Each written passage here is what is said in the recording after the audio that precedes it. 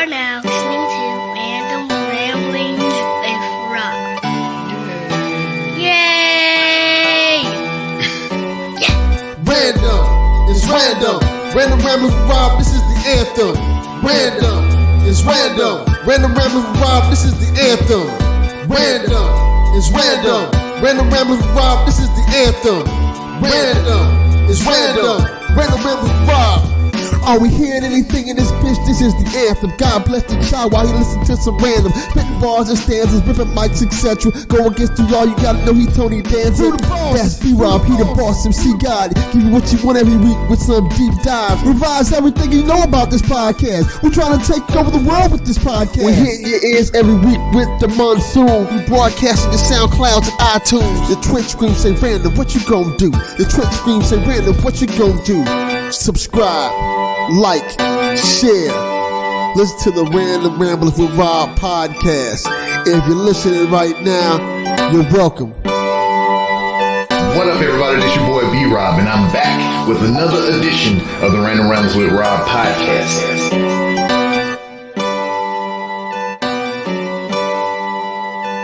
What up, everybody? This your boy B-Rob, and I am back with another edition of the Random Ramblings with Rob podcast. First and foremost, I'd like to thank you, the listener, for coming back each and every week, or however you listen to podcasts. If you're a first-time listener, I appreciate you oh so much for giving my show a try. And if anybody recommended you to me, take your social media app of choice and send them a well-crafted DM to thank you.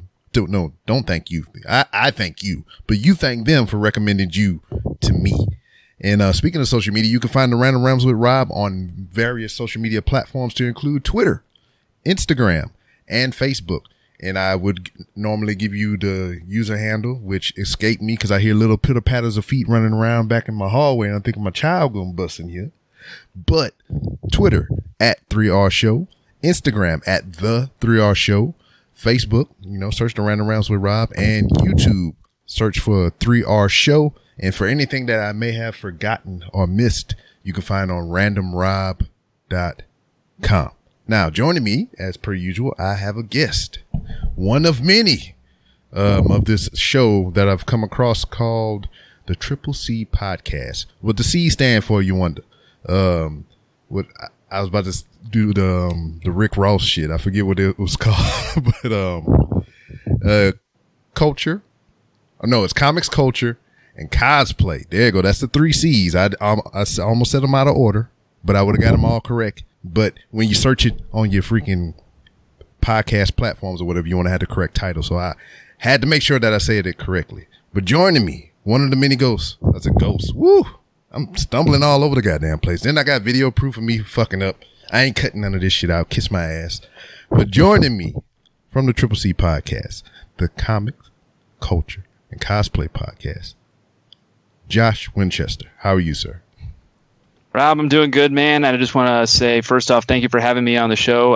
Longtime fan, so to be able to get to do this with you is a kind of a trip and a half for me, honestly. But I really appreciate you giving me the gift of your time. And shout out to all your listeners, everyone who's been a loyal Random Rob fan for years. Y'all are awesome. Keep this man in business.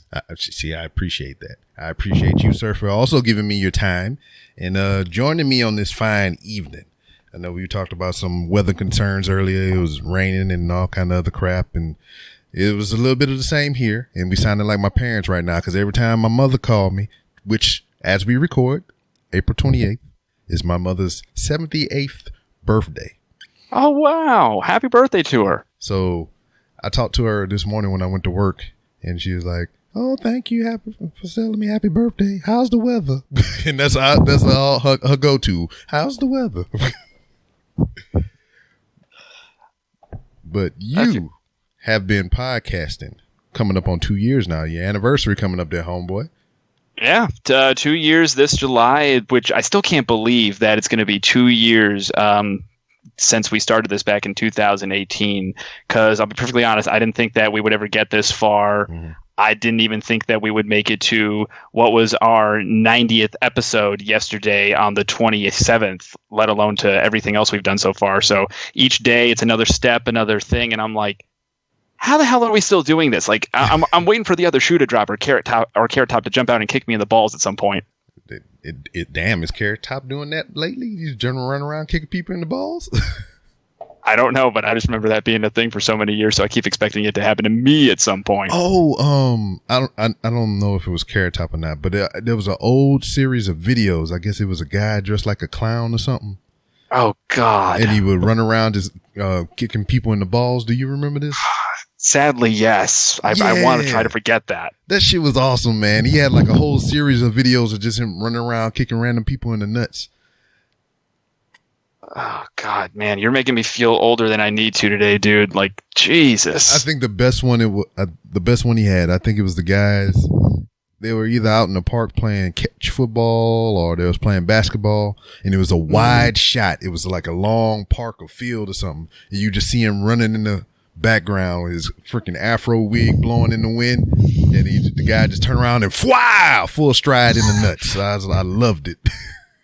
God, I remember that one. I watched that a lot when I was still in college, because you'd have days where it's like you have nothing to do, nothing going on outside on the quad. You've got all your classes done, all your shit out of the way, and there's nothing else to, do. So you just go onto YouTube and you search random funny shit. And I remember laughing so hard at that one the first time I refound it. So the college experience for you, you actually went on campus, or how did that work out for you?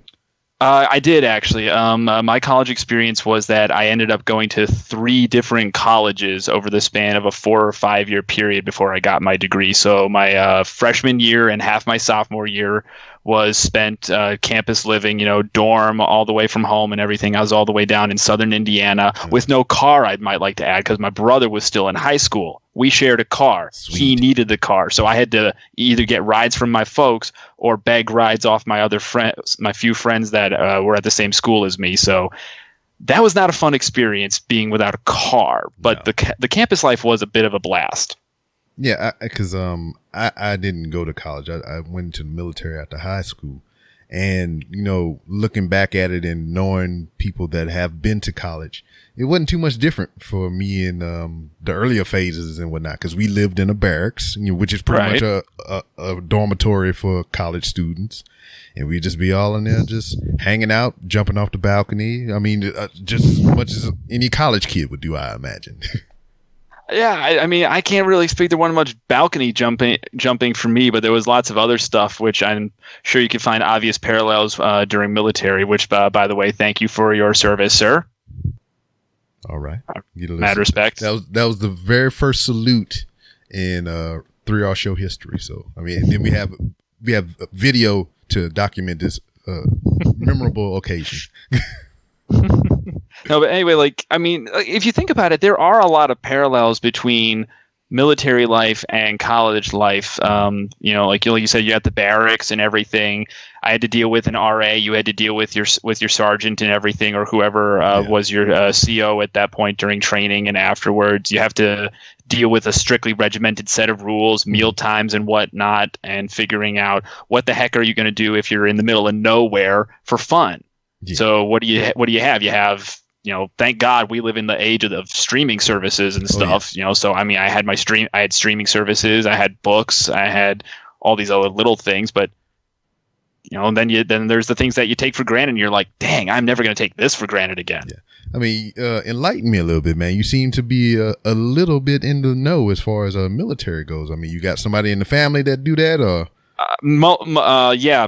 My grandfather, Jerry Westfall, who passed away last year before his 85th birthday, was in the service. He was stationed in Hanau, Germany in the late 50s and the early 60s. It was during peacetime, of course, for a little bit, but he was there in Germany when the wall went up, actually, when the Berlin Wall went up. So he was in the service there. He got out of the service and spent 27 years as an airline pilot with United Airlines. So in the 27 years that he did that, your parents or your grandparents or whoever listens to and watches your show may have, if they were traveling through Chicago or through O'Hare, there's a 99.9% chance that Captain Jerry Westfall was flying the friendly skies with them. Word, that's fucking amazing.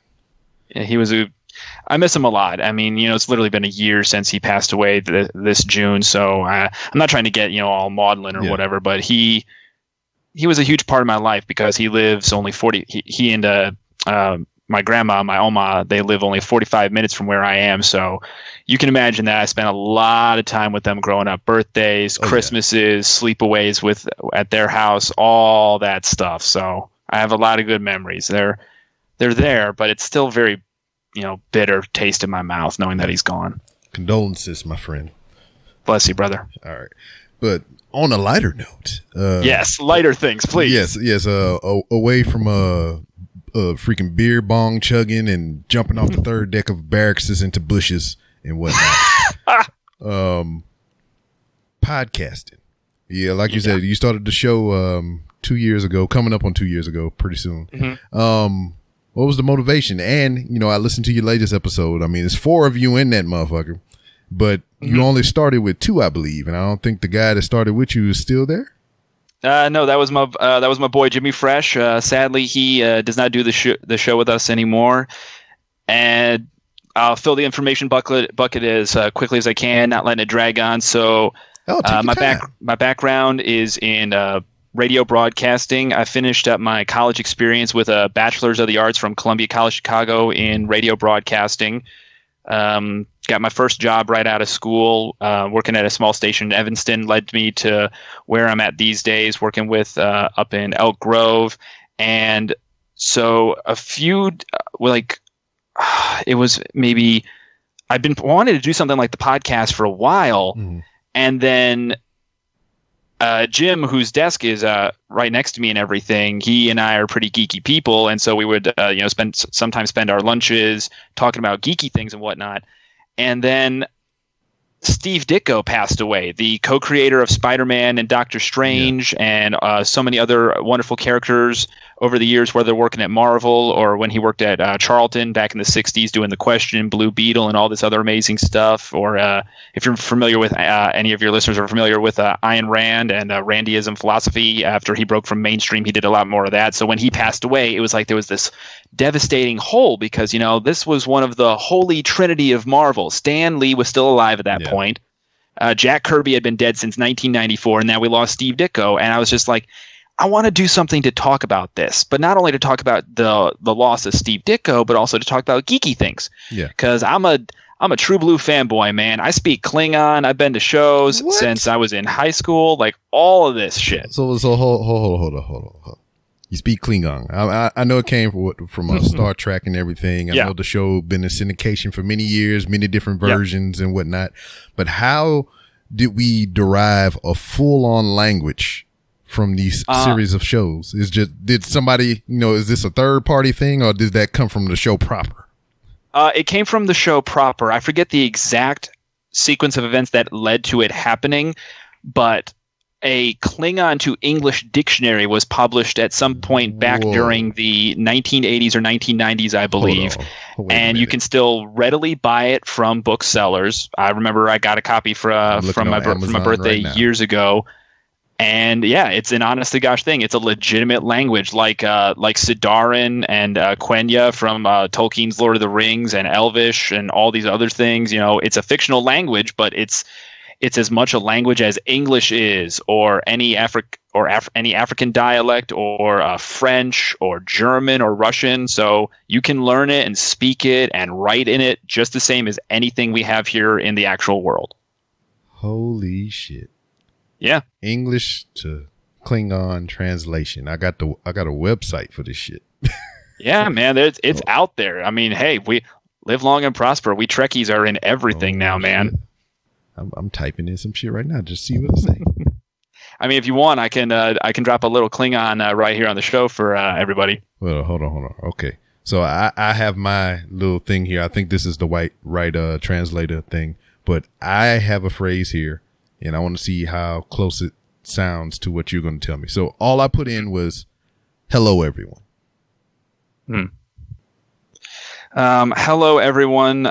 And I'm a little rusty since I actually had to do this. Don't be talking all that razzmatazz like, I'm fluent in Klingon and now you can't remember shit. Yeah, I can do it, man. It's just been a while. So you have to prefacing. Klingon is a very throaty dialect, way German is. So if it comes out a little harsh over the microphones, it's the same way as if you were talking on the phone to somebody in German. Yeah, I'm gonna turn my levels down a little bit. Go ahead. All right, then. So, hello, everyone in Klingon, if memory serves. Kronjin Kritakach. Huh. That don't look like how it sounds, but I can't even. I don't think there's a word like if I press it, it don't say it. Let's see. That's the problem. Is I don't think translators for Google have that, and it's been a while, like I said. So I could be doing something. What you're looking at versus what I have in my Klingon English dictionary is different. Yeah, I'm probably way off anyway. Then I can't read well, so I probably read it wrong as I heard it. But anyway, I mean, you were that much of a fan of the show to where you was like, I have to learn this shit.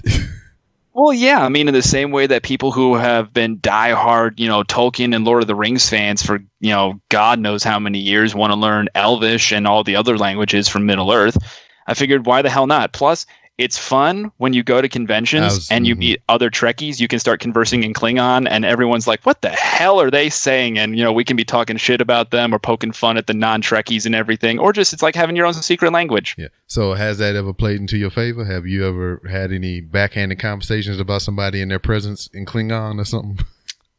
Sadly, not yet. It's a thing. I've seen it, but I've never had it happen to me personally, unfortunately. But hey, I mean, fingers crossed it could happen at some point. So I'm going to just keep hoping that someday the situation happens where I actually get to conversate with fellow Trekkies in Klingon. Very well. But to go back to your show and everything, I think right.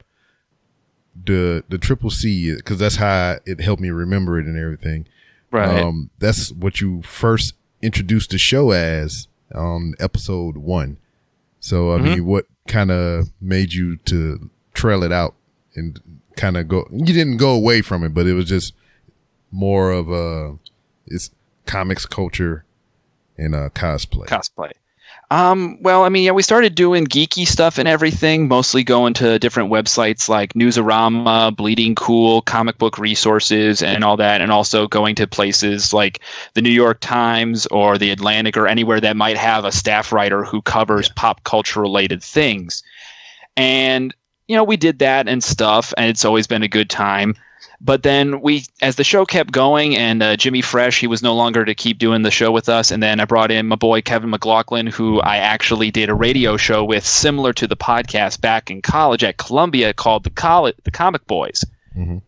And that was, long story short, that was for class credit, but it was still, we were on the air every Wednesday on WCRX 88.1 FM for an hour, just talking about nerd stuff. Yeah. So I brought Kevin on to fill the gap where Jimmy had been, and he was with me for a while, and we just kept expanding the purview on our own. Mm-hmm. But then when Kevin left, because he was no longer able to make the drive out to the studio where we were recording on the weekends, and thankfully, bless him for being one of my dearest friends in the world, he did not drop this on me out of the clear blue like that. He told me in advance, I'm not going to be able to do this after this day. So that gave me time to put the feelers out. And I brought Mari and Kevin on after a very vigorous auditioning process, actually, ironically enough.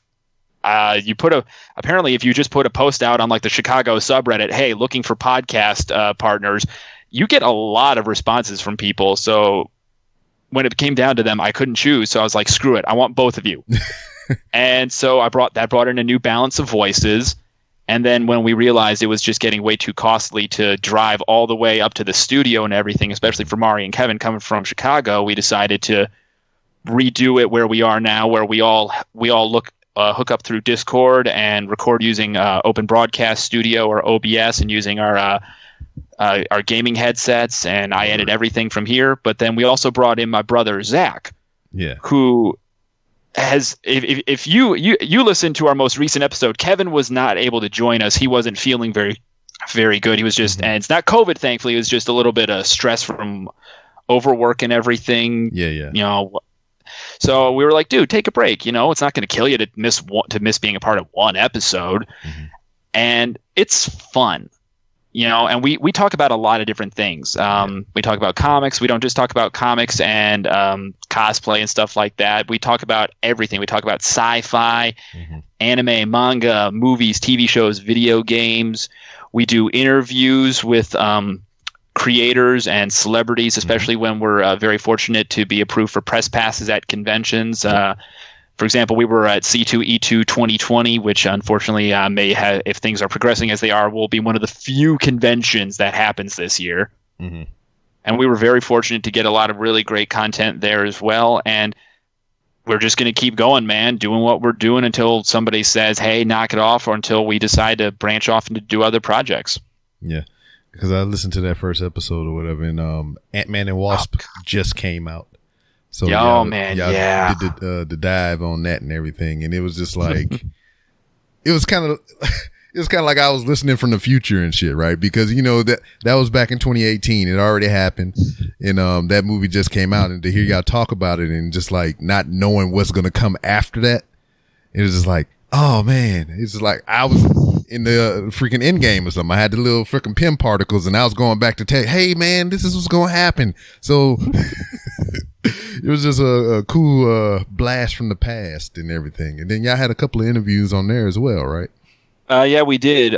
First episode, we had Gene Ha, who is long-time member of the comic book industry, artist, writer. Actually, he's a local guy here in Illinois. He's a Berwyn boy. So if anybody out there has ever watched Sven Gulli, they keep hearing Berwyn. That's a little shout out there.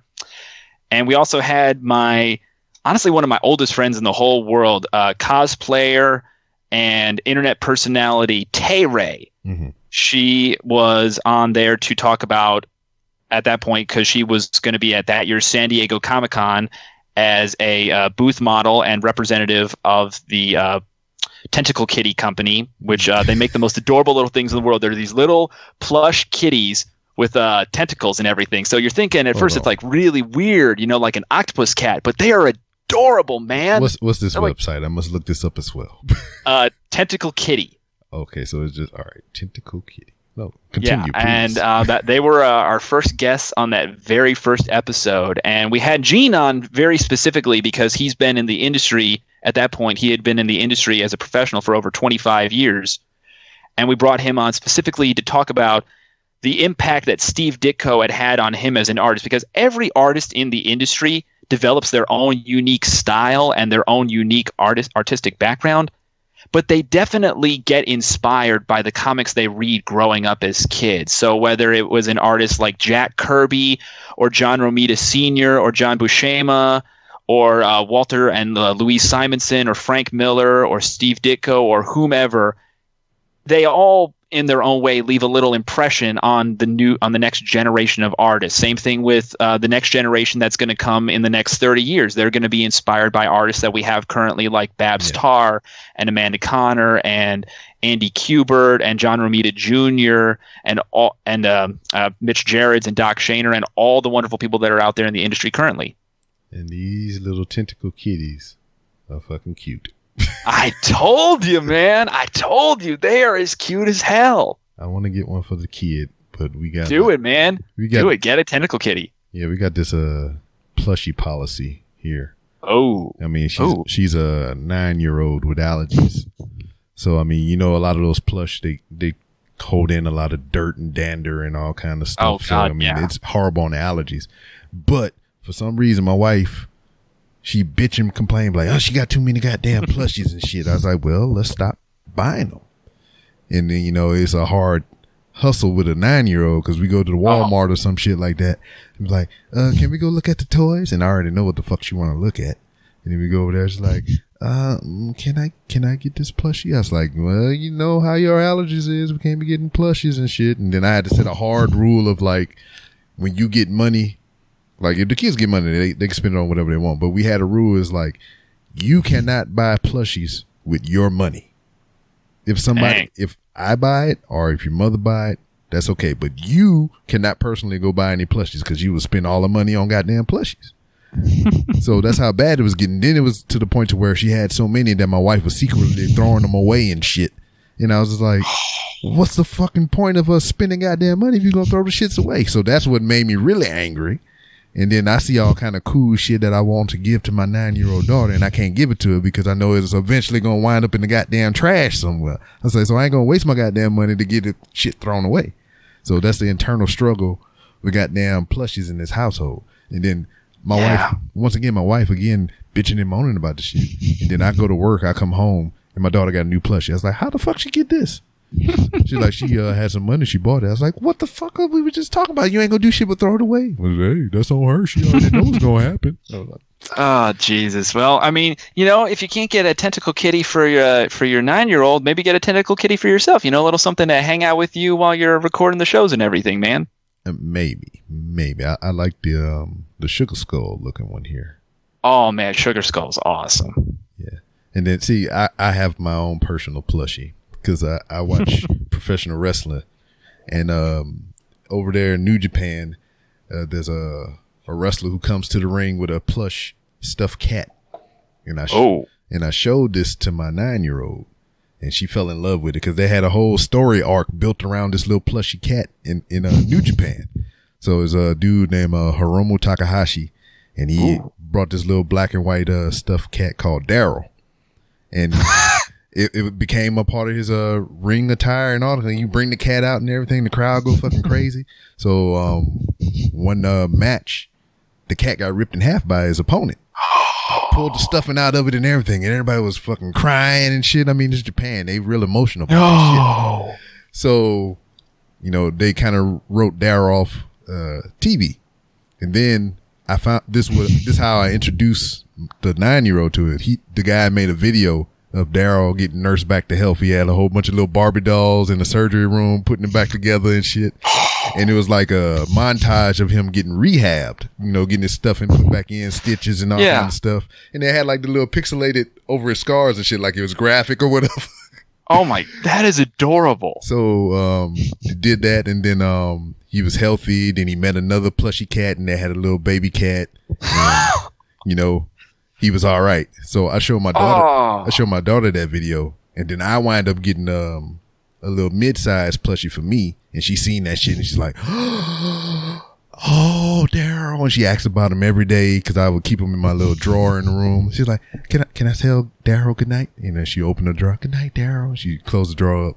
So I found a bigger one, like close to the replica size of the one that he carry on TV. So I got that for me, and I gave her the little one.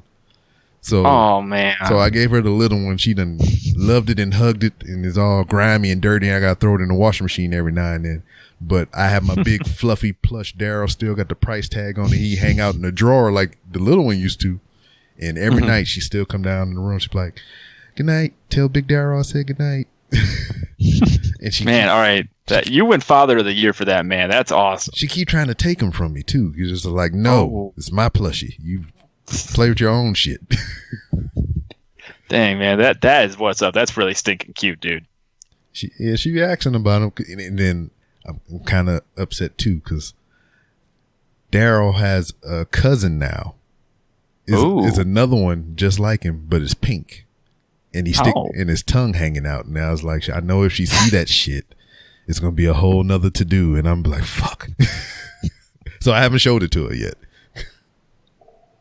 Well, may there be mercy on you when that happens, when you introduce her to Daryl's cousin, man. Yeah, because I kind of want it too, so fuck. It's going to come in the house eventually. At that point, you just steer into the skid. Mm-hmm.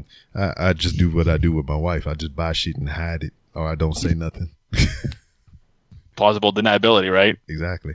Because, like, I got to look around, make sure they ain't spying on me.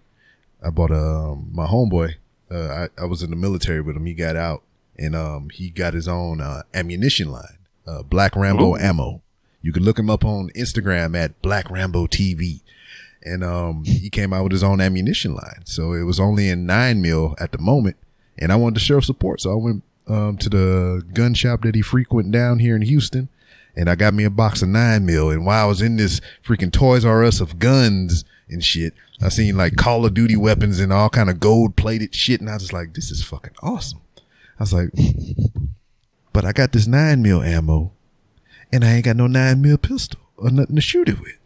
So I get to looking around, just window shopping and browsing and everything. And then I seen the sign hanging over the register. It's like, we finance. And I was like, oh, I mean, I got some money on me. I mean, it wouldn't be too much, about $500. I got like three on me, and I can just finance the rest and make 2 payments after I get paid, and boom, I'm done. And then I talked myself into a pistol. So I bought the pistol, and then I came home, and I carry a service pistol, which is a Glock. I bought a 9mm Glock, and I have a 45 Glock. Ooh. And I have another 40 cal Glock because it's the one that I carry. So I bought one of my own to practice with. So that's 3 Glocks in the house already, and I just brought this 4th one in there. So Dang. then she got her pistol. So there's Glock boxes all over the place. So all I did was take that extra Glock box and I slid it under the bottom like it was always there. And I never said shit about it, and she ain't never said shit about it, so we good. Man, that is sneaky, dude. That's what's up. Bravo, sir. Bravo. See, it's easy when you have things that plenty of things that you already have. So like all them Glock boxes, you wouldn't be none the wiser because if you see one down there, it was like, oh, that's one of the old ones. But when I bought that goddamn drone, I've never owned a drone, and this is the only one I have, so I had to be like, I got a drone. Well, yeah, I feel like with that you can't exactly like dance around it. Plus, if I had bought a drone, I would brag about that. That's cool, dude. Oh, I did. I crashed it already. I had my first crash. It was scary and awesome at the same time. Because I got the one you see probably all over Instagram, or the one that they pushing on everybody, the Maverick Mini.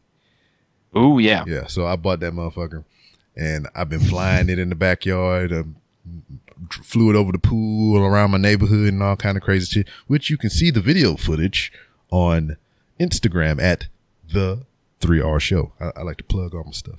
Not my orifices, but my social media. Oh, God, there's an internet meme right there. Oh, yeah, hold on. Yeah, dad jokes. But I'm flying it in the front yard, and I'm new. I'm a novice. I never had one before. So when you fly it forward, left and right is left and right. But when you fly it back towards yourself, it's the opposite. So I'm flying it down the middle of the street back towards me, not really paying attention. I thought I was further away from the light post than I was. That arm clipped that damn light pole. It spun 360, shot up in a tree, and it hit the ground. I was like, no. Yeah, I was no all the way until I walked up on it and seen that it was fine. And I was like, that was fucking awesome. The only thing I regret about that, not that I crashed, I mean, this shit happens or whatever, that I didn't have the camera on the front recording when it happened, because I wanted to see how that shit was. Dude, that would have been such a good video. I know. And then like that, a guy that he's just pulling up to the front of his house, getting home or whatever. You just see this thing just hit the ground. And he's like, then he walked in the house. Well, I feel like in this day and age, with the drones and everything, like you see a person flying a drone and then it crashes and it's just like, all right, crash a drone, no big deal, go in the house, move on with your life. But, when drones were becoming like a brand new thing and they were more like a toy than they were, say, now being used for the military and all these other noble purposes, it was like, person on your block has a drone. Everybody wants to come see the drone. Everybody wants to take a turn flying this thing. Or everybody wants to shoot that motherfucker because, oh, look, he's going to spy on us. He's invading my privacies. I mean, I can understand that kind of reaction, like being upset if you're going to because there is that potential. Mm-hmm. And I haven't heard of it personally because I'm not a big drone nut. I think they're awesome, but I'm sure there are many stories of people playing perverted peeping Tom and whatnot. So what do? You get out your shotgun. Oh, yeah. Hunting season, y'all. Shit, the birds be chasing my shit. They got like some mockingbirds around here or whatever. When I fly it up around this tree, whatever, they come out and start flying around it and shit. I'm like, oh, fuck, I gotta come back. See, it's the drone today. Next thing you know, you're going to have a situation like out of that Hitchcock movie, The Birds, where you're stuck in a phone booth with seagulls trying to peck your face off. Where the fuck I'm going to find a phone booth? Tell me this. If anything, it'd be the freaking the breezeway area in Walmart where you get the shopping carts from. I'll be stuck in there. Damn. I feel like that's probably not worse than a phone booth. That's actually probably a lot better than a phone booth. Yeah. Because I can go in there and close that little cage on the end and be like, "Ha, bitches!" And then somebody walk in through the automatic doors and they all come flying and peck the shit out of me. Yep. And his headstone will say, "Ramblin' Rob, pecked to death by birds." Motherfucker. That's what it say at the bottom. You got to throw the motherfucker there at the bottom. Yes. But how much have you noticed the change from episode 1 to currently episode 90, 91? Yeah, this was this past episode was episode 90, so episode 91 is going to be coming out soon. And I think the biggest change was not only for me personally, being on the microphone and everything, because when I started doing that in 2018, I hadn't been on a mic since college. Mm-hmm. So I'd lost a lot of that energy and that poise and all that shit that you have when you're doing that for a while. But the biggest change that I noticed was that I became a more confident individual. Like I'm a very confident guy. I did theater when I was in middle school and high school and a little bit in college and everything. So, I had confidence already from doing stuff like that. And I do cosplay as well. And you have to be really confident when you do cosplay, because you are going out there wearing spandex or wearing a suit of armor that you make yourself or something that you had commissioned. So you got to have confidence when you're doing that. But it's either one of two things. Yeah. It's either confidence or a whole bunch of don't give a fuck. I think for me, it's always been a little column A, a little column B. Yeah, because I've seen, I guess it's a blend of the two as well, as you just mentioned. But some ladies be coming to these conventions and it's like, I don't give a fuck and I'm confident at the same time, because I've seen ass cheeks galore. And it's weird because this is how I say it's the duality between the two. Confidence for going out in public and wearing that thing, and to not give a fuck because there's kids there. Oh yeah. So, and I mean, I admire that confidence and don't give a fuck attitude, but at the same time it's like, well, what about when it's, say, I don't know, like a bunch of guys dressed up as the Spartans from 300, all they're wearing is basically a leather banana hammock and a helmet and a cape. Yeah. Well, that takes even more balls, literally. Yeah. I mean, and then there's probably balls hanging. So, I mean, God. But I mean, I don't care either way if it's male or female, and they dress kind of skimpy or whatnot. But, I kind of look at it as, if you are there with your child, it's safe to assume that your child is familiar with ass load of these characters, and they've seen them at their worst and best, battle damage and fights, and their outfits are torn, whatever little outfits that they have. So, I mean, this probably ain't really nothing new to them, but it's just like at certain points, I seen the thirst traps in there to where the lady is pretty much walking around in a goddamn bikini. I was like, I don't know anybody that really cosplay, in the bikini, any characters that just walk around in bikinis. I mean, there's probably some that I don't know of, a lot maybe, because I'm not too in the comics, but yeah, you just here for celebrity, I guess, or just picture. Right. Like there are some costumes where, and I'm never going to call shame on people for that, like I've been doing cosplay for a long time, but there are some costumes where it's like they put on, where I've never seen it personally, but it's just like you hear about it, like, you put on like a Batman themed swimsuit and a cape and a mask, and you say you're Batgirl. I'm like, I'm sorry, you are not Batgirl. Mm-hmm. That is not Batgirl. That is you just trying to show a little skin and get a bunch of dudes to be thirsty for you. Yeah, that ain't a costume. No, I'm sorry. And then you see somebody dressed like Batgirl from, since I mentioned Babs Tarr earlier, from like when Babs Tarr was drawing Batgirl and everything for DC, you see like one of those amazing costumes with the amount of detail worked into it, and the headpiece and the cape and all the little bells and whistles. And I'm like, yes, I want to take a picture of you in that costume, because that's awesome, versus, I don't know, would-be porn starlet over there basically in her birthday suit. Yeah. But, I do enjoy the cheeks every now and then. I mean, yeah, it's great and all, but I guess maybe my personality on this has shifted a little bit because I go to these shows as a professional now, yeah. So I've learned to look at it from a more, I want to say mature, but then it's like I'm a grown man who still reads comic books in his spare time. Yeah, so the maturity level is kind of low. And you're a grown man that dress up like other grown men. So, I mean, yeah, fine.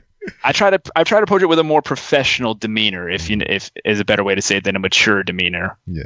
And a couple things before I move away from the cosplay and everything. But what has been your favorite cosplay so far that you've done? That I've done? Correct. Oh, one that I had a lot of fun doing on a couple of occasions now over the years is the Joker from Batman. And it was kind of my own take on the character, because that's kind of the point, is that the Joker's been around for, 80 years now and everything. So you can get away with doing that and nobody's going to call boo, because you're just embracing the fun of the character. I had a lot of fun doing that.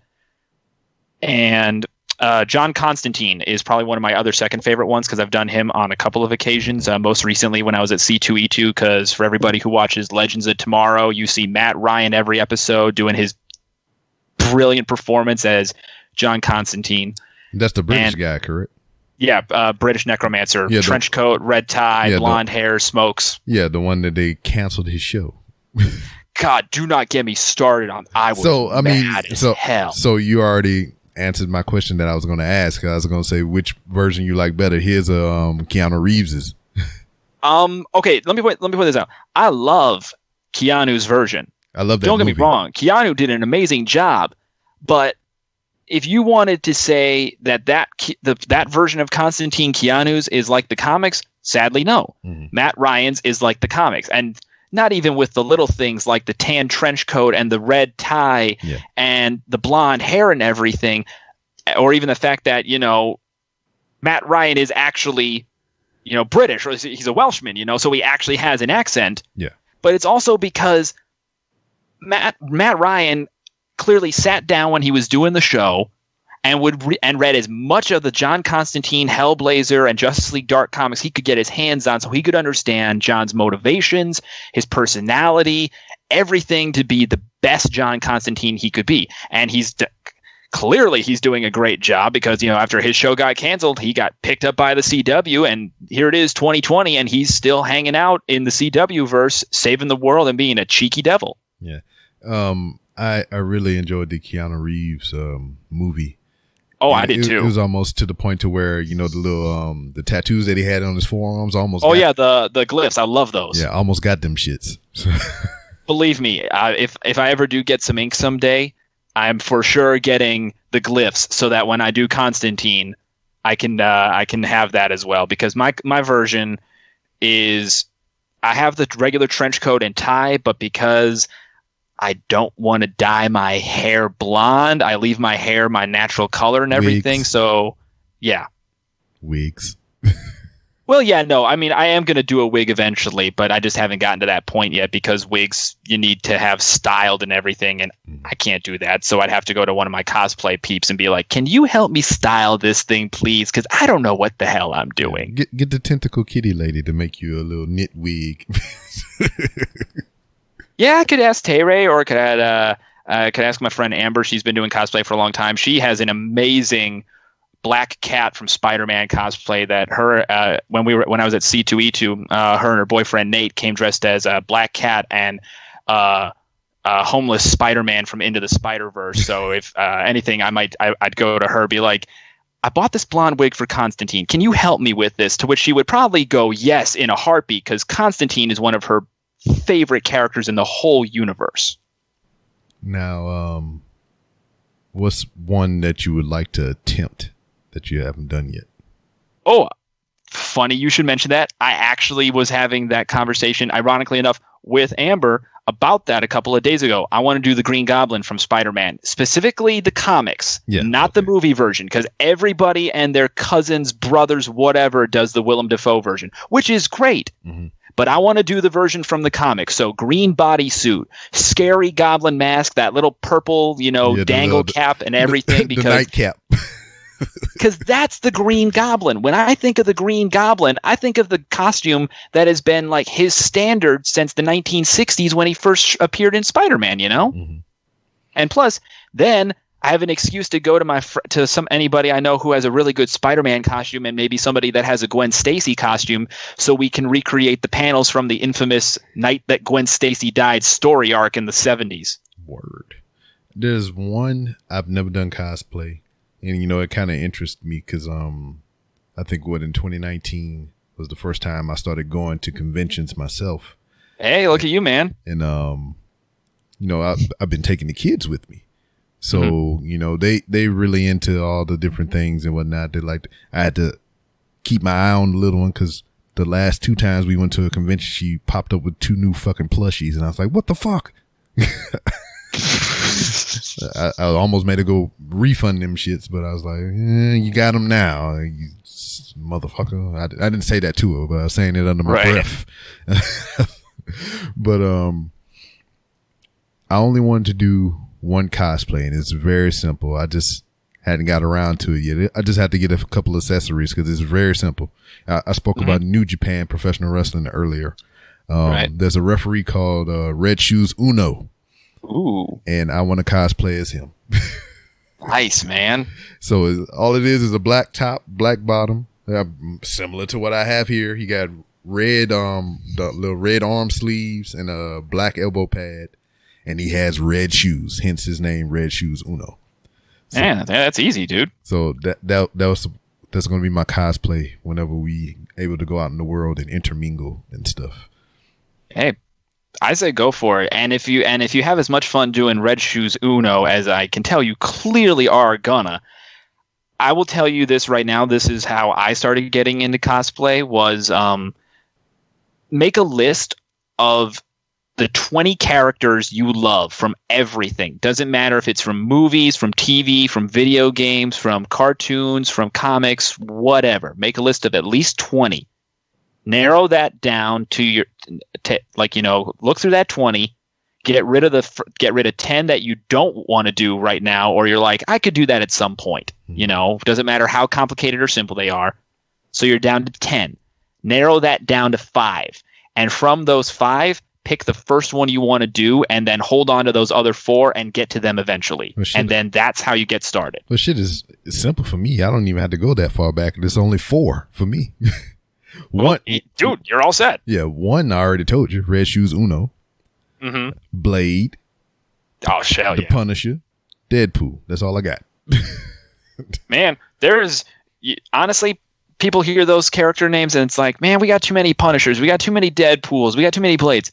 There is no such thing as too much of anything when it comes to cosplay, man, because you can take what a person's doing already and look what they're doing. Add your own spin on it. Get your own accessories. You know, I mean, you say you want to do Blade. Everybody does the Wesley Snipes Blade, which is great. But you know what? I have never seen anybody do Blade the way he was in the original Tomb of Dracula in the 70s with the green bodysuit and the green tinted shades and like a bandolier of wooden stakes across his chest. So, I mean, for me, I'd be... Do Snipes, man. Do Snipes. Do whatever you want. Sticky Fingers. Oh, the one they canceled after a couple episodes into the first season. Oh my God, yeah, on Spike TV. Yeah. Oh man, I was so upset about this shit. I love that thing, man. Oh, hold on, wait a minute. You get buttons. That's the wrong answer. Well, when I say I loved it, I appreciated the performance he did. Yeah. Well, I mean, let me clarify that. Yeah. Well, I'll tell you what.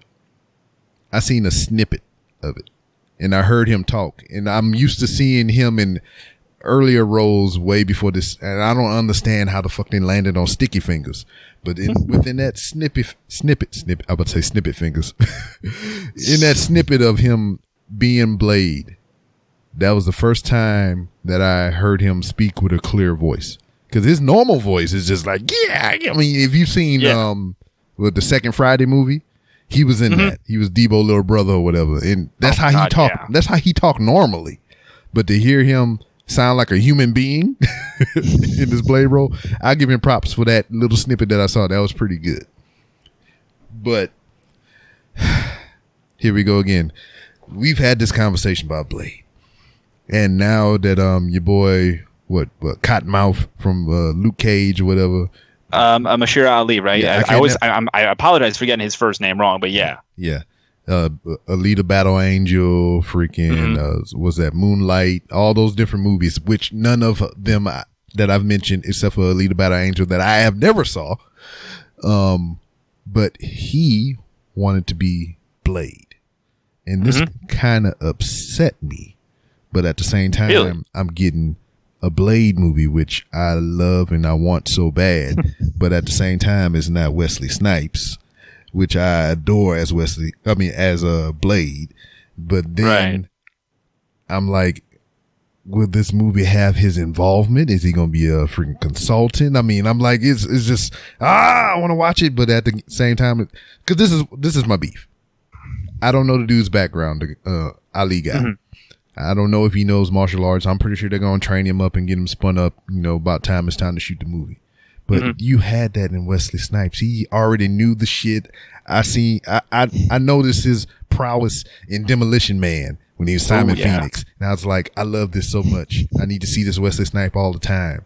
And then I'll go back and watch some of his older movies, Passenger 57 and all this other stuff. Because prior to that, Demolition Man and all this other action movies, all I knew this dude was from like New Jack City and Sugar Hill and Waiting to Exhale, all these drama and fucking gangster shoot 'em motherfucker in the face movies and shit, But when I seen that he knew and did martial arts, and when I watched Blade, and it was the first DVD I ever owned. Ooh, nice. Which I stole it, but still. And it was like the first time I looked at the behind the scenes on the disc and everything, and I found out that they was originally going to pick LL Cool J to be Blade, which would have been a fuck. Oh, God, yeah. That would have been something fucking crazy, too.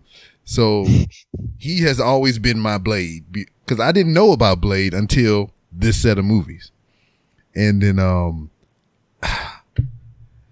to know that I just don't want the fucking shaky cam over the back, because I don't really know martial arts shit with this new movie. I don't want a heavily used stunt man, because I can't do the kicks and the spins and all this other bullshit.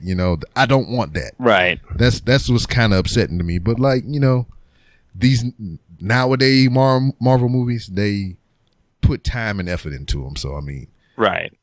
I'm gonna still see it regardless. But oh yeah. No, believe me, I know. I'm the exact same way. I mean, I love the Wesley Snipes movies. They are still some of my favorites to this day, from the pre-MCU era of superhero movies, like, because Wesley Snipes, because, before we had the Wesley Snipes movies, we had, just looking at superhero and media, we had the Lou Ferrigno Hulk show, we had the Adam West Batman show, we had Linda Carter as Wonder Woman, and then along comes in the 70s, you got Christopher Reeves as Superman, and then in 89, you got Michael Keaton as Batman. And those were great, but nobody else knew what to do. So Wesley Snipes as Blade showed that, hey, we can take these other properties and we can make movies out of them. And that's what opened the floodgates. So everybody talks about, all these other movies. It's like, no, Wesley Snipes is the one that showed, hey, you can do other movies. And that's why I'm excited for when we eventually get an MCU Blade. Yeah. But I'm still going to go back and rewatch Wesley Snipes no matter what. Yeah. And then I attribute the Blade franchise and the Matrix franchise for, propelling cinema as far as visual effects and equipment forward. Oh, hell yeah. Because Blade came out, I get my timelines and years wrong, so you can correct me if I'm wrong. I think Blade came out in 98 or 96? I could be wrong. I got the phone right here. We got technology. I always get my dates wrong, but I know that Blade came out a year or two before the first Matrix movie. Yeah, I remember that. So yes, I was right. Blade came out in 98. And some of the things that they used in that movie as far as for visual effects and just the style of cinema and everything, they co-opted that when they went to make the freaking first Matrix movie. And then the Matrix added its own thing with the freaking the curved camera system and everything with the Wachowskis made and whatnot. So they did like the bullet time, slow motion shit. And then Blade 2 came out right before the Matrix 2.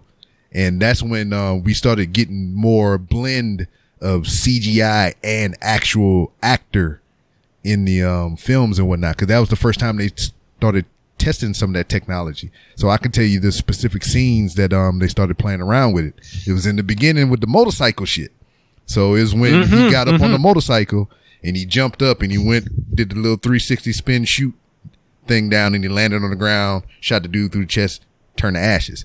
That was like a blend of CGI. Obviously, you can't do that shit in real life. And it kept his face, you know, it made it look like it was really Wesley Snipes. And then when he stuck the landing, that was actually him dropping from a certain height, and they blended the two together, and it was just fucking amazing. And then you would have that heavily in The Matrix Reloaded when Neo had the freaking Mr. Smith fight, and he fucking stuck the pole in the ground and he did the little 360 run or whatever. That was CGI. It wasn't a person. And they blended the two together to try to make it look as real as possible. And these two movies was the catalyst for that technology moving forward in other movies. Oh, absolutely. I mean, since we're talking about Marvel and everything and movie technology, I mean, yeah, you know, you had like the X-Men and the Fantastic Four and stuff. But to me, when superhero movies really started stepping up a notch in terms of production as far as special effects goes, Iron Man 1, bringing the Iron Man suits to life. Doesn't matter if it was the janky Mark 1 that he walks out of that cave with, you know, or by the end of the movie when he's wearing the sleek yellow and red and gold armor. And I mean, you look at what they were doing with Endgame, man. Like the perfect example of Endgame, that scene where all of those sorcerers are opening the portals, and you have all of the other Avengers and the reinforcements coming out, and I'm like, this is where we're at. This is amazing. Yes. It's just like the face tracking and all the other crazy stuff that they do now. And, you know, mocap is more sleek and designed, you know, streamlined than what it was when they first started with that shit. It's just fucking amazing. Another movie that I had to see, and I knew I had to see it because my son was excited about seeing the shit, was 1917. Oh my God, yeah. Yeah, the movie that they made looked like one long continuous shot, you know. Yes. I watched that movie and I was fatigued. I was fucking tired. I was exhausted. Absolutely. Because it doesn't give you a break. It just keeps going. It's just on and on and on. And the stuff that spawned from that movie, because they had to create a stabilization rig for all the filming that they was doing. They had a gimbal that they specially made for this movie because all the shit they was doing, they never really filmed the movie in this type of style. So there's going to be technology to evolve from this movie being made. And then I think it was filmed in a way to where like it was more suited for home viewing rather than the theater, because I don't think the projectors can handle like the resolution or however they filmed it or whatnot. But it's a fucking amazing movie. Oh, yeah. And you're right, though. Like, that's one of the things, even though I myself am not a person who is in the movie industry, I respect the hell out of the movie industry, because you look at where we are today in 2020. Okay, yes, the world is on shutdown, but if you look at the movie technology we have, digital cameras, high-end mocap technology, all of these things. And yeah, you still have movies that are built with traditional sets and everything, because that's never going to not be a thing. Even when we get into where we are at some point with holographic technology, there's still going to be a need for traditional sets. And then you go all the way back to the 1900s or the late 1800s when the movie industry was just starting, and it was, you know, whatever millimeter film cameras and pieces that you're building yourself and all that. I cannot even begin to fathom how much progress we have made in such a short amount of time. And it really is a relatively short amount of time compared to things like, say, you know, I don't know, you want to go like a little outside of the geeky and like, you know, realms like the way the printed word is. Yeah. You know, I mean, you got thousands and thousands of years ago when they're making papyrus scrolls and writing with, you know, ink that they make themselves from crushed plants or whatever, or typing or chiseling stuff out on tablets. And then you got like, you know, the Gutenberg Bible and the early printing press and all that stuff and woodcuts. And yes, okay, I'm a book nerd. I'm sorry. Yeah, yeah. And then you get where we are now with Kindle, man. I can on my phone. I got the Kindle app. I got whole books on this thing. You know, tablets. Mm-hmm. You can store hundreds and hundreds of books on a small little device that is almost roughly less than the size of what a tablet was back in like ancient Greece and ancient Rome. Yeah, but I mean it is convenient. I mean the technology is just for sure propelled us so far into the future. But, you know, I don't read so much, but when I do read, I love to have the book in my hand.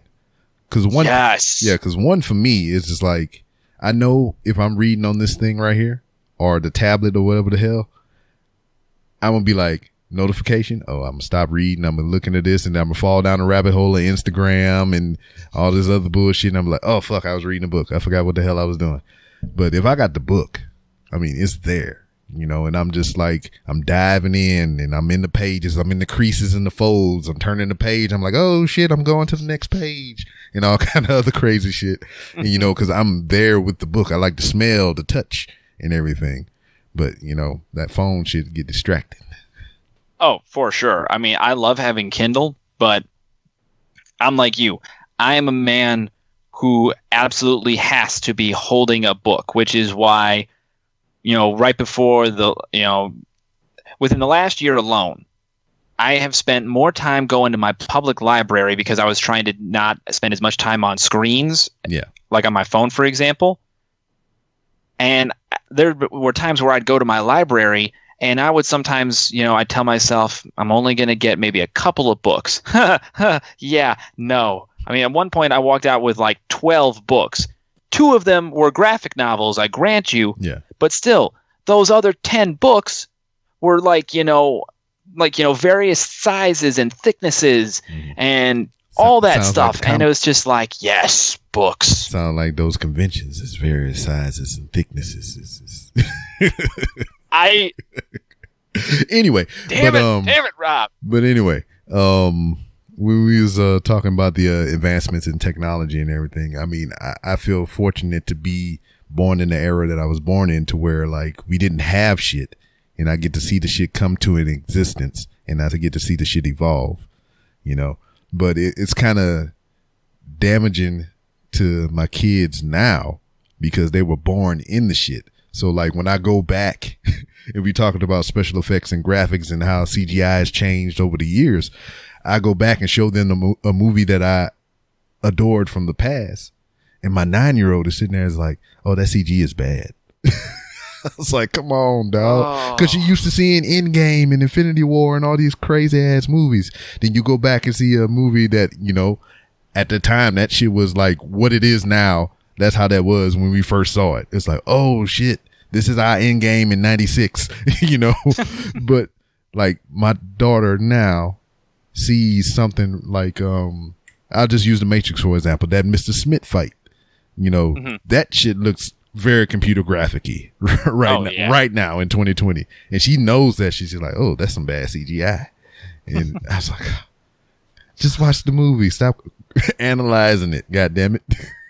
No, I agree with you. And someday, God forbid, if I find a nice woman who actually, wants to become the future Mrs. Winchester, which hopefully she's got a bit of a geeky side so that she can geek about that with her bridesmaids and everything, but if I ever get married and have kids someday, I want to raise them the exact, and everybody parents differently. You parent differently. My parents raised me the way they raised me. My aunt and uncle raised their kids the way they are. My aunt and her wife are raising their boys the way they are.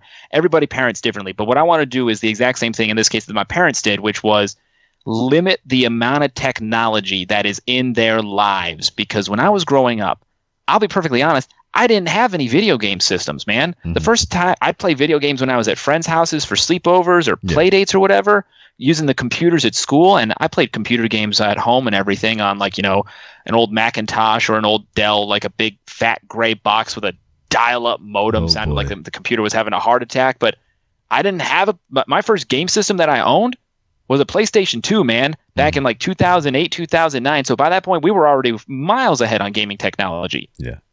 So, I mean, I want to do the exact same thing for them to make them appreciate what it means to have a childhood that isn't completely dependent on screens and phones. Yeah. I mean, I'm mixed on it because, like I said, I grew up into the stuff and I fully embraced the technology and whatnot. Oh, I do too. Because, I mean, as a child, we looked toward this future. It was like, man, I wish I could have a phone in my pocket so I didn't have to find a payphone and do all this other bullshit. Nah, I got this little motherfucker right here, do every goddamn thing, you know. I mean, we dreamt about this stuff, and we get to see some of our dreams come into fruition. But it's beautiful. For my kids or whatever, for me to limit their technology as I sit in their face with my fucking iPhone and my tablet and all kind of stuff, I mean, I feel some type of way about that. But to your point, there is a limiting and whatnot, because I find it funny if I'm doing work here or just, you know, just general, you know, nature shit.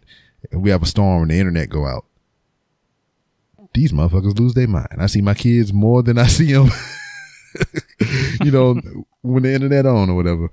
Cause check it out. 9-year-old, me and my wife downstairs, you know, she upstairs in her room doing kid shit with a tablet and, you know, drawing or whatever she do. And, I was like, hey, cause I'm building the studio in my garage right now. So I had to turn off the electricity. So if I had to turn off the electricity in this room, all the internet in the house is going to go out. So I went outside, turned the break off, came back in. I was like, watch this. All you hear is the door slam, her little footsteps, hey, what are you guys up to? And I was like, yeah, you ain't seeing what the hell we up to. The internet out, ain't it? She's like, yeah. That's a telltale sign when I know she up to something or she wants something or something wrong. Cause she'll come down there and be like, I was just coming down here to check on you guys. I was like, okay, what's up? You trying to get some snacks? Is the internet out? What's going on? You know, but she a sweet kid though. But I mean, I can see through her bullshit. Well, you kind of have to as a parent, otherwise kids just run circles around you. I mean, God knows every parent has to. It doesn't matter what time and place that their kid being raised in. Doesn't matter if it's in 2020, didn't matter if it was in 1992 or 1980 or whatever. Yeah, you gotta have a bullshit detector. Yeah, but with that limiting thing, I do fully agree with everything that you're saying, because like right now I have the internet for them on all their devices on a schedule. So right. When they were in school proper, you know, the internet would be off until 4:00 in the afternoon. So that they get home at like 3:30. So they have like 30 minutes to an hour before the internet will even turn on, you know, barring that they need to do homework and stuff and with the use of computer, but mostly it's just paperwork or they got books and shit. So internet come on at 4 and then it go off at 9, then it go off at 10. 9 for the younger one, 10 for the older one. And all the devices lock out and they can't get in, and they just have to lay there and look at the ceiling and shit. You know? So, I mean, I limited it in that much. And then it became a problem for the oldest one because I'm a gamer. I'm a lifelong gamer. I had a Nintendo. I had the freaking Commodore. I had the Atari. I had all kind of other crazy shit. I've had every Nintendo system that ever came out. I've had every PlayStation. I have every Xbox. You know, I didn't have all the Sega stuff because some of that shit got kind of weird with the Sega CD and all this other Sega Saturn and all the other crap. So I didn't have all that, but you know, I've had just about every iteration of every console that has been put out. So to see my boy be in the video games, but it's controlling him and it's distracting him from his shit, it kills me that I have to take the shit from him. Cause I'm like, oh, you know, I love the games and I want you to play the games, but you're fucking up. So I had to take the games, you know? So it became a problem. So that his shit just poof, ninja vanish. No, I understand the same way, man. God knows my parents were the exact same way with me. And it was the same. And then, you know, when I was off in college, I had to do it on my own. Mm-hmm. And I want to say this, like, and obviously, like, you know, everybody, and, you know, this is different for everybody who's ever gone to college or will go to college or whatever. One of the biggest things you learn there, or even when you're not in college, like, you know, you were in the military, you know, you still had to develop your own schedules. That's the biggest thing. One of the biggest things you learn in life when you're out on your own doing your own thing is how to manage your time well. Mm-hmm. And okay, perfect example then. Since we're talking about gaming and managing time really quickly. My freshman year of college, you know, first time I'm away from home, and my birthday's coming up, and, you know, I don't have any way to be there with my family and everything, and I'm a little sad because, you know, I've always celebrated my birthdays with my grandparents, my parents, my brother, and everything. And So one day I go to my my post box, my student post box, because you sometimes get announcements and everything in there, or you get a letter from home, and I get the slip that says you've got a package to pick up at the window, and I'm like, oh, what is it? My parents, like, oh my God, they win Parent of the Year for this alone. Gosh knows everything else they ever did for me. They pre-ordered a copy of Arkham City, Batman Arkham City, as an early birthday present for me. To be mailed to me at school, because they knew I was going to be spending my first birthday away from home. And so I got that game. I called them. I said, thank you so much. I had to get to class. It was a Friday night. I didn't have any homework. I didn't have anything going on that day. I didn't have to be at the student station until Saturday afternoon and everything. So I popped in the disc. I played.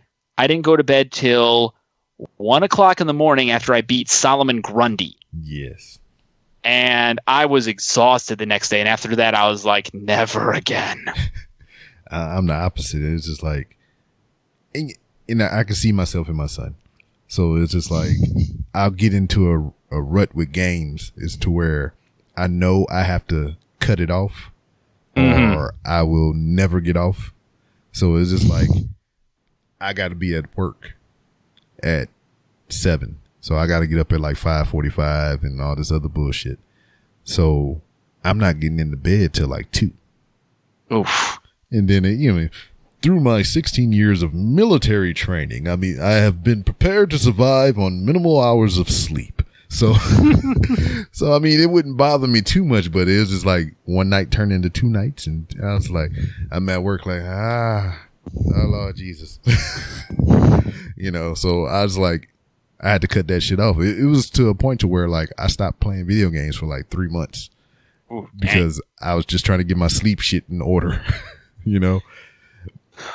And then played Call of Duty for the first time since Black Ops 2, and I've been on that bitch ever since. Yeah, my current gaming, I won't even call it an addiction, but even though there's been so many amazing games that have come out in the last couple of years, like We Happy Few, the Yuri Lowenthal Spider-Man game that swept big with the gaming awards and everything. The one that and even like right now, you got all this new stuff coming out, even though we're all locked in and everything.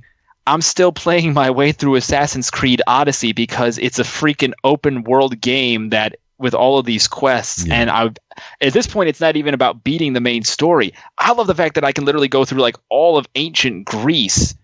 Man, like 2 weeks ago, I killed a Cyclops. Not the Cyclops from Odysseus and Homer's Odyssey and everything, but I killed an honest to gosh Cyclops. Big eye in the middle of its head, big ugly thing wearing a loincloth stomping around. And I was like, this is awesome. Yeah.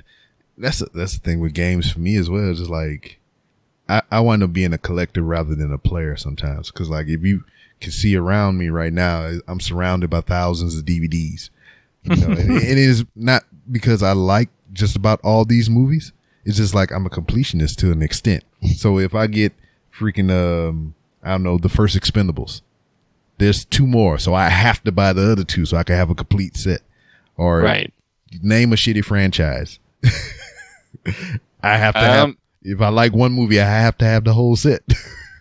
I mean, okay, they're not exactly shitty, but the Scary Movie franchise. Now, I refuse to get those, so I don't. I don't have that. Wow, you are the first movie enthusiast I've met who doesn't have those in their collection. That is hilariously awesome. Yeah, because it's like I seen those movies when I was heavy into pirating. Me matey, and so I never had a physical copy of those. So I've seen Scary Movie 1 and 2, and I like those. And then they came out with 3, 4, and 5, and I think maybe a 6. And I was like, no, never again. I'm not, because I know myself. If I get either one of these movies, I have to get the whole set. And I don't want that shit in my shit. So I just don't get it. No, I dig what you're laying down, man. Since you're talking about being completionist and everything, and since I'm a huge comics geek, somewhat, like that C, yeah, like that C in comics. It's not just because of the podcast; it's also a reflection of who I am. So one of my favorite DC characters is a guy named Starman. Quick shout out, Stargirl is going to be dropping at the end of May on the DC streaming app, as well as episodes airing on the CW, and also when HBO Max comes out on May 27th, you're going to be able to get that as well through HBO Max. Well, anyway, also Stargirl. Also, yep. Shout outs to Starman on the NES system for pro wrestling. Hell yeah. But anyway, like Starman is one of my favorite characters from DC because it's a very grounded human comic. You know, like it's about this guy, Jack Knight. His dad was a superhero in the 1940s, and he's very ambivalent about becoming a hero and picking up his father's legacy, but he kind of has to because literally in the first issue, his brother David gets murdered on his first night out as Starman, so he becomes the next Starman to initially avenge his brother's death, and then he realizes he can make a difference. They got the omnibuses and the big reprinted trade collections for this thing, but I was like, I don't want those. One, no offense to the publisher, the binding was just not that good. And two, the original trades had like these really great unique covers and also introductions from different comic book industry pros and celebrities and stuff, or people that they wanted to contribute something to the book. So I wanted to get those to, have them and everything. And also because I wanted to be able to read them. It took me, I think, 4 to 5 years, maybe a little more, to go into comic book shops and conventions and mini shows just to get every single volume. So I'm exactly the same way you are. I'm a completionist to an extent. Dude. More with things that I want more than anything or that I want to have. Yeah, dude. I fucking rewatched the HBO animated series for Spawn most recently. Oh, man. I rewatched the whole I think it was 3 seasons. And around the time that I rewatched it, they just, Todd McFarlane just released issue 300. Oh, yeah. Of Spawn. And I was like, dude, I love this. To the 3 characters I gave you earlier, Spawn is in there as well. Nice. I wouldn't dare try to cosplay as that one, but that's my 4 characters.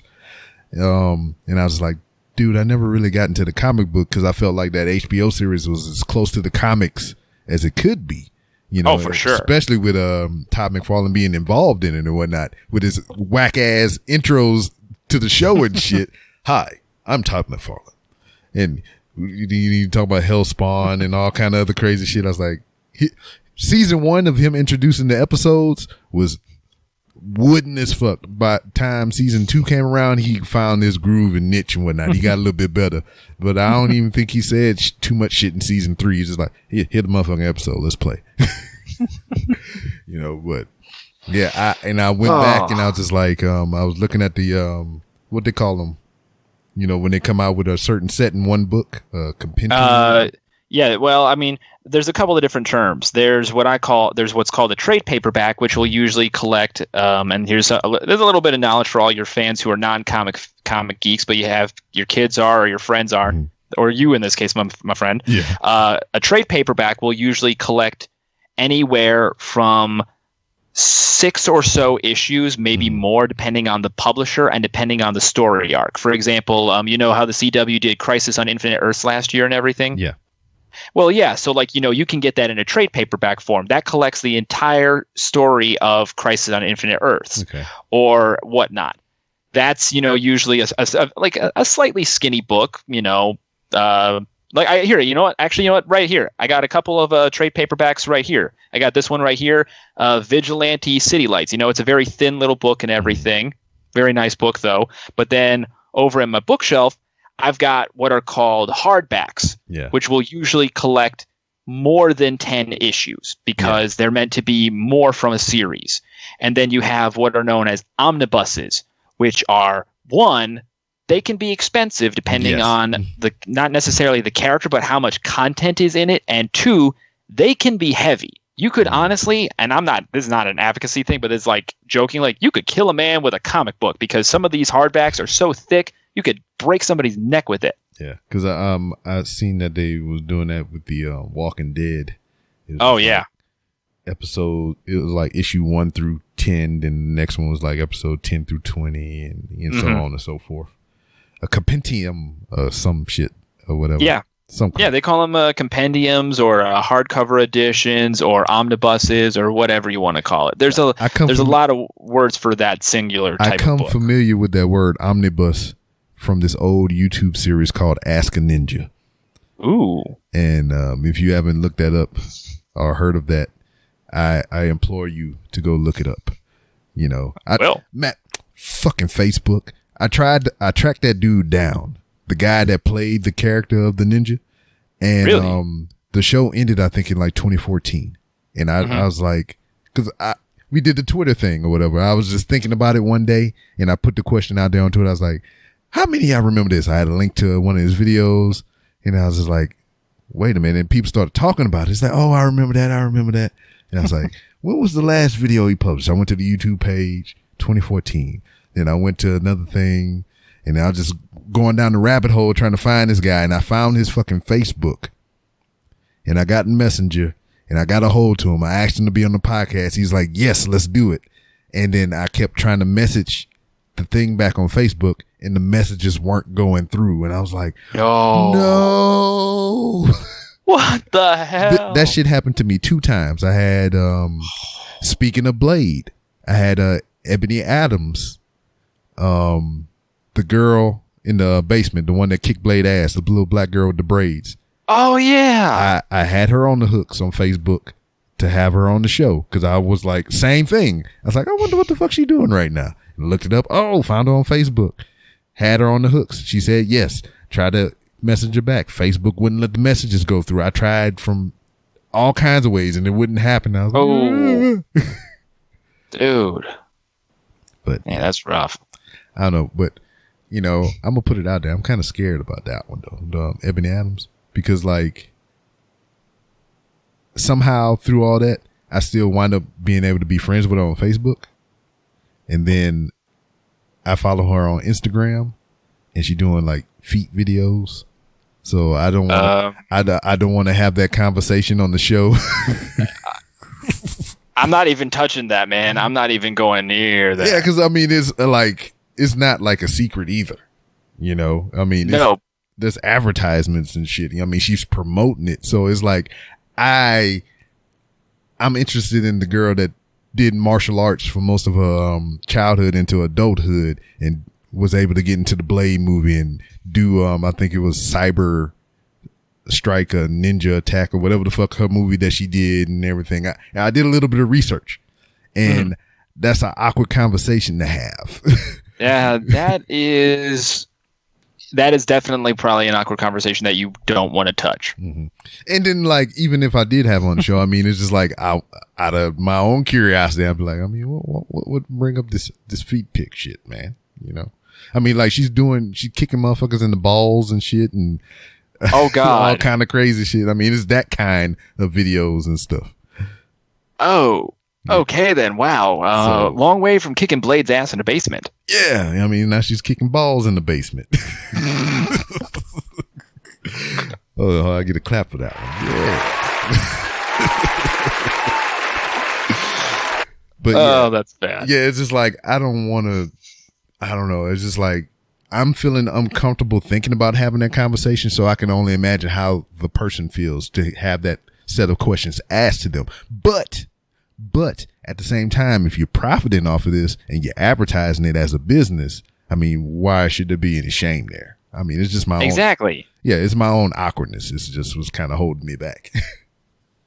Dude, I don't even know how I could talk about that. And I got the podcast and everything. I'm like you. I try to be as professional as possible, but there are just some topics that you don't go near for the obvious reason of it's a conversation that you yourself don't want to have, or like you said, it may or may not be awkward and uncomfortable for the person you're talking to.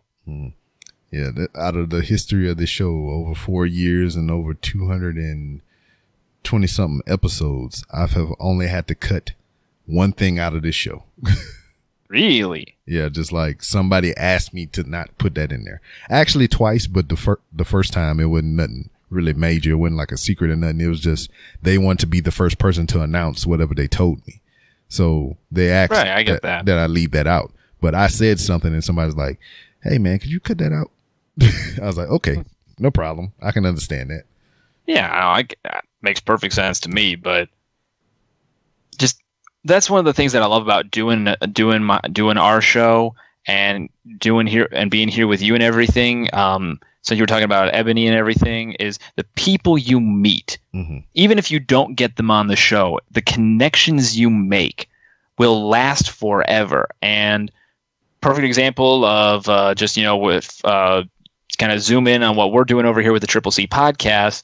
I want to ask you yourself, because you're a big media consumer. Were you ever a fan growing up of the original Teenage Mutant Ninja Turtles or Yes. Animaniacs and Pinky and the Brain? Yes, Freakazoid, all that shit. Then you've probably I don't know if you found it yet, but we've had on the podcast multiple times Rob Paulson, who was the voice of Raphael on the original Teenage Mutant Ninja Turtles. He was Yakko on Animaniacs, and Pinky on Pinky and the Brain. Also Carl Weezer on Jimmy Neutron, both the movie and the show. And he was another thing, he was the Mask on the Mask cartoon. So check this out. Say his name again. Rob Paulson. Isn't that the dude name on Fight Club? I want to say yes, but dude, it's been a long time since I saw Fight Club, so I'd have to go back and rewatch that. He is Robert Paulson or some shit. He's like, you get a name when you die and shit. Remember that shit? Oh man, I mean, I remember bits and pieces, but it's been a long time since I saw Fight Club. Man, I'm gonna have to go back and rewatch that now. Yeah, me too. I haven't seen that in a many a moon as well. I still got Blade pulled up on my phone. I want to watch it right now. No, but anyway, like we were saying, like the connections and stuff. Mm-hmm. I remember the first time that I interviewed Rob back in 2018. I was at Wizard World Chicago on a press pass for the website Pop Cult HQ, which I've written for in my spare time and everything, and it's a lot of fun. It's opened a lot of doors for me. And then we got to re-air his interview on the podcast about a month or so later. And then, you jump into 2019, and I interviewed him again at C2E2 2019. And then he was up in Wisconsin for Wisconsin Comic-Con there with his fellow Ninja Turtle brothers, Cam Clark, Barry Gordon, and Townsend Coleman. And I went up there to say hi to him because at that point, I'd interviewed him enough that he was my friend. Mm. And I gave him the very first T-shirt with the new logo and everything as a gift, as a thank you for not only being a friend, but for just being a fantastic guest. You jump ahead to October of 2019 when Rob's memoir Voice Lessons was coming out. Mm-hmm. And we got to have him on the show. It was a lovely phone interview, 30 minutes just with the sweetest man in the whole dang world, talking about his life and his battle with throat cancer and the things that he learned about dealing with a disease that literally could have taken his career. Yes, literally taken his career and like everything he learned over the years. And to this day, like now here in 2020, I still message him on Twitter and everything, and just to say hi to him. I can count him as a friend. And I don't even know what me from 7 or 8 years ago would have been like if I went back in time and told that me, hey, you're going to do a podcast and you're going to be on first name friendly terms with one of the voice actors who has had a profound impact on our life, not professionally, let alone personally. Mm-hmm. I would have looked around for the hidden cameras. Or if you Rob could have gone back in time and told me from that long ago, like, hey man, I'm doing a show and you're going to be on and everything. We're going to be talking about all this great stuff. And I would have been like, who the hell are you? Did my brother set this up? Our lives move in so many different ways. Yeah. And the power of podcasts is a beautiful thing because look at us, man. I've only known you for a little while. I feel like I know you my whole dang life. I know. I am that type of man. But yeah, man, it's just we have a kinship. We have a bond through cinema and just these characters that, all these great people have, brought into our lives and whatnot. And we share that kinship and whatnot. So, I mean, absolutely. You can be punching kittens in your spare time, but I mean, you like Spawn and all the other stuff. So I guess you cool with me. I don't like cats anyway, except for Daryl. I'm not punching kittens. I do like cats. I can't have one though because my dad's allergic, so I can't have a cat. But I do love cats. And see, that's another layer to why I gave the kid the cat doll because she allergic to cats too, and she liked cats, so I had to give her the plushy cat. It makes perfect sense in the long run. Now, you want to talk about dogs? I'm a dog person. Oh boy, hell yeah! Get clap your hands on the dogs.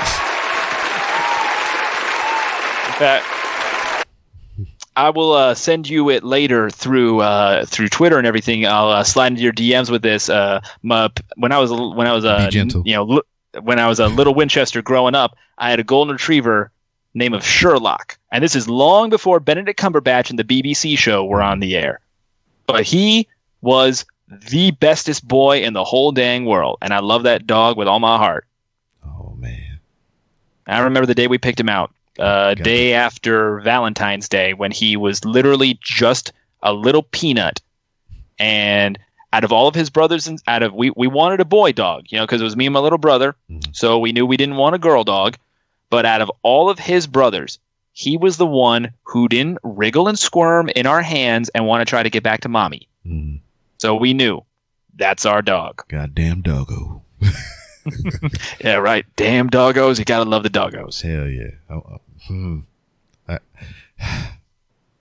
Goddamn. I still want to. Yeah. I still want to do the thing that Peter Griffin did on Family Guy. 30 puppies. Just put me in a room with 30 puppies. Let them run all over me and lick their little tongues all over my face. Oh man, I would enjoy that too, but I can't let them lick the face too much because then my wife won't want to kiss me. She said, "Hey, let that dog lick all in your face."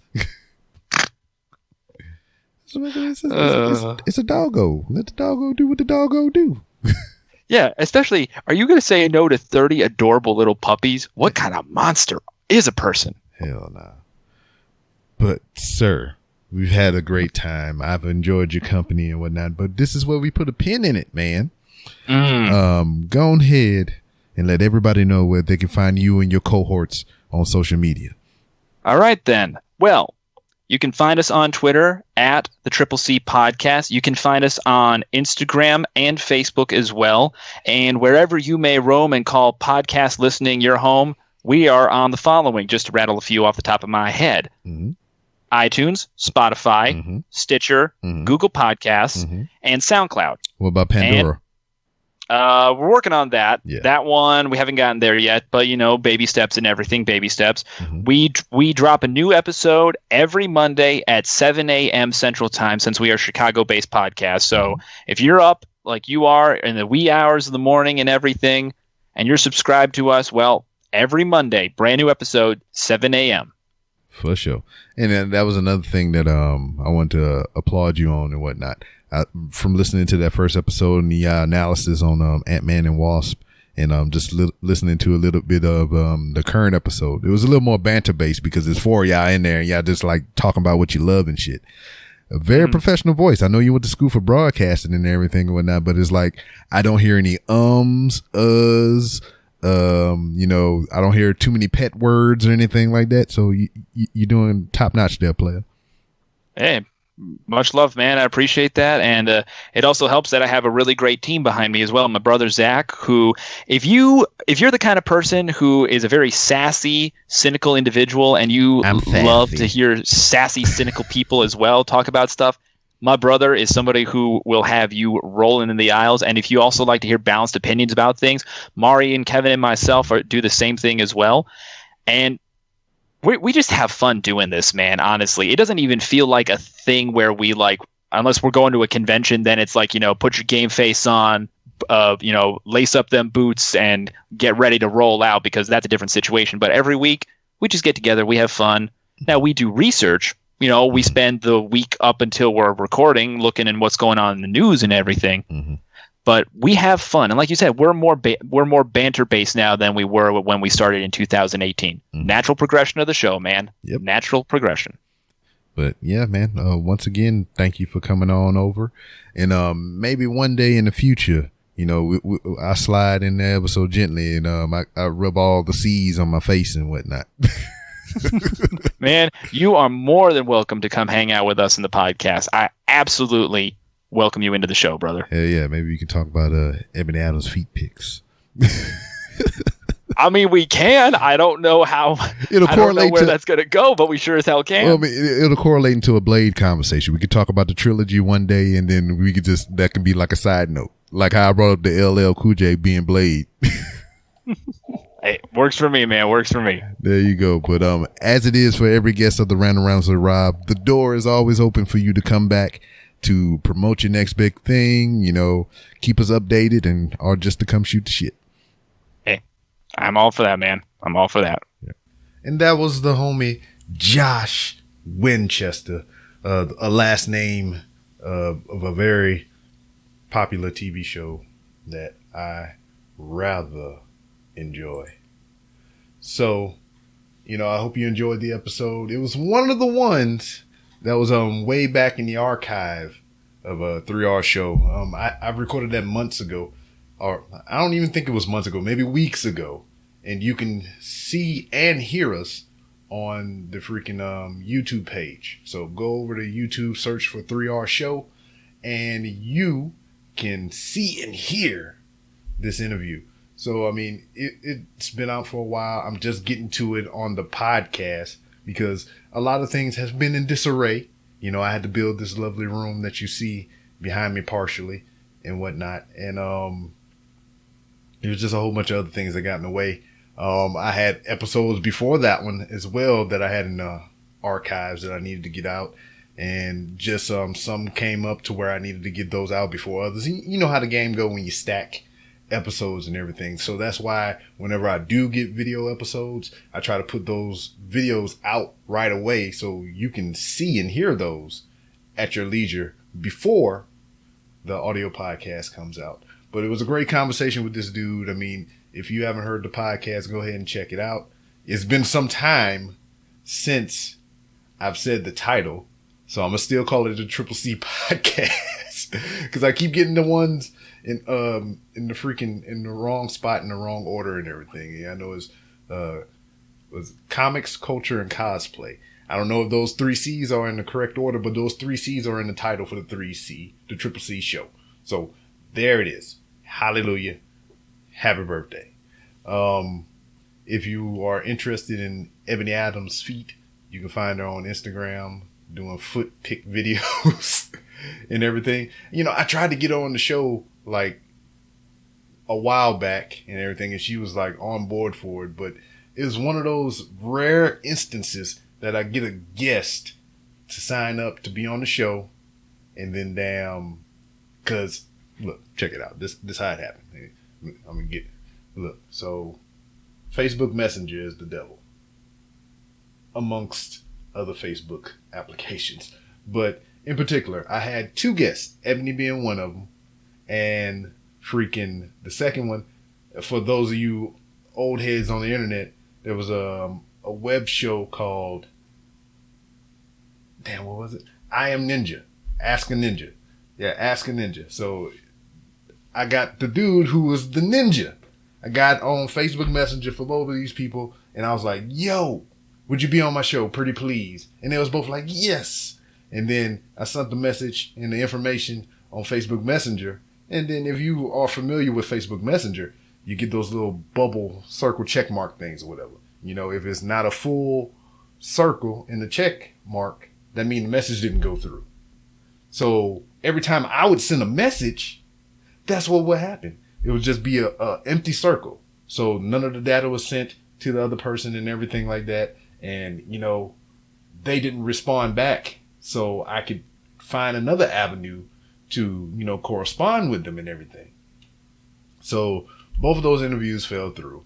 Later on, you know, you would come to find that, you know, she started doing feet pic videos. And me personally, I don't give a shit what you do to make money. I mean, you do what you do. But I felt awkward because, you know, I wanted to talk about a film career, her martial arts background and everything. And this is something that she do now.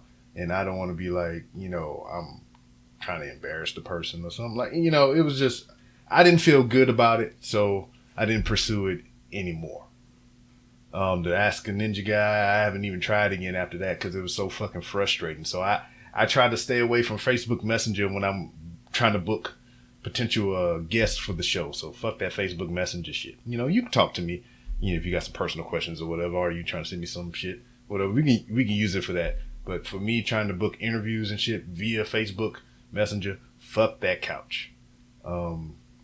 Anyway, I've rambled enough. I mean, I'm trying out this new, well, it's not a new camera, it's an old camera, but I'm just, seeing how it is connected to the computer and working with the software and whatnot. It looks good on my little preview screen up here, but it looks some type of way here on my computer monitor or whatnot. But hey, man, this is what we doing. We learning, baby. We learning new things. It's trial and error. I see, because I'm trying so very hard to stare into the lens so I can make eye contact with you, the audience. But I keep peeking at the screen over here to the right and the one down here. See, because like right now I'm looking down at the screen, so it looks like I'm looking down instead of up at you into your eyes and everything like that. So yeah, I'm trying to be a little more than just a podcaster. I don't know what accent that is, but this is the one that I'm using. It almost sounds like a drunken Medea. Speaking of drinking, I got a beverage right here. It says it has cranberries, blackberries, apples, and crack. It says it right there on the can. I got some focus issues or whatever. Let's see if I can use the autofocus to help me out. Uh-oh.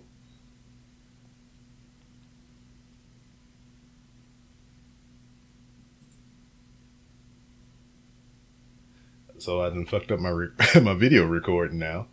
So that's fun.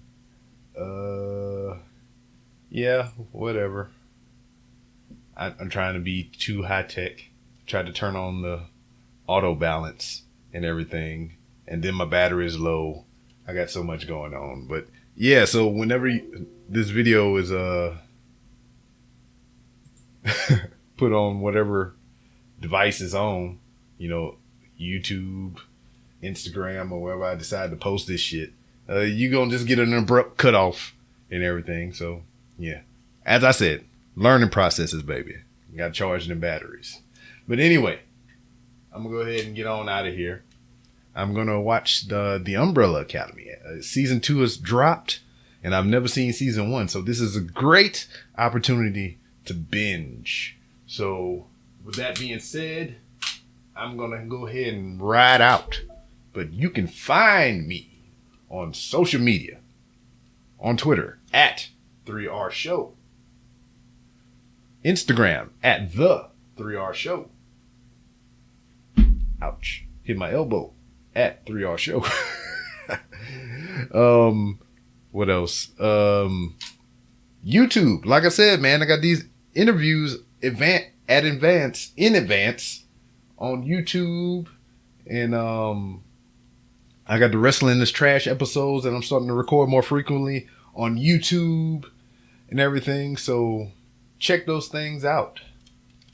And you can go to randomrob.com and you can find many different ways to help support the show. One of these ways is by buying merchandise. You can buy hats, t-shirts, coffee mugs, stickers, pins, and all kinds of things of that nature. You can also use my Amazon links and purchase gear to donate to the show from my Amazon wish list. If you're not familiar with how the Amazon links work, you click on my Amazon link. It'll take you to the Amazon website. You bookmark that website. So now, every time you shop on Amazon.com, I get a purchase. I don't get a purchase. You purchase the shit, but I get a kickback for every time you use my link to shop on Amazon. You do not pay anything extra for this, but all you're doing is setting my affiliated Amazon link to your web browser. And anytime you shop on Amazon, I get a little bit of kickback from Amazon. You don't pay shit. I get that corporate money, that Jeff Bezos money and everything. He don't need that shit. He need to give me some more than what he giving me already. And also you can go to Patreon. It's only one tier, $1. However the content comes to me, that's how I put it out. And $1 a month is not asking much at all. That's $12 a year. If you buy a t-shirt for $18, that's over a year worth of support for your show, for this show. I mean, it is your show because I do it for you. So, man, this crack in this can is kind of the name of it is crackberry. So yeah, but on the back end it has an asterisk. It's not. It doesn't actually have crack in it, but it's fucking me up like I got crack, baby. Anyway, what I was saying. Oh, Patreon. Yeah, support that shit if you like. You get what you get. I appreciate the support. $1 a month or merchandise. Buy the merchandise. I'd rather you buy the merchandise. If you just want to give me crack, goddamn, I'm talking about crack. Oh man, what did they put in here? They really put crack in here. But if you want to just support one time monetarily, my links for Cash App and PayPal are on the website, randomrob.com. But the most important way that you can help support this podcast and any other podcast that you listen to is by writing reviews on whatever podcasting platform that you listen on. If they have a way for you to rate the show and write a review for the show, write those reviews. Those help every podcast that you listen to tremendously. Also, you can like, subscribe, freaking retweet, tell a friend to tell a friend and make them motherfuckers listen. That's the best and free way that you can help support. But anyway, that being said, I'm gonna drink the rest of my crack in the can and I'm gonna ride on out of here. I appreciate you all. I love you all, and I'll see you next time.